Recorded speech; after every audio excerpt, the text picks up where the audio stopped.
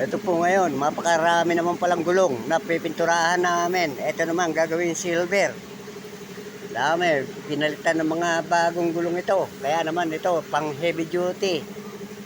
1000, tsaka 1100, halo-halo, 1200. Halo-halo po ito. May mga panghuwot, pang-isuso.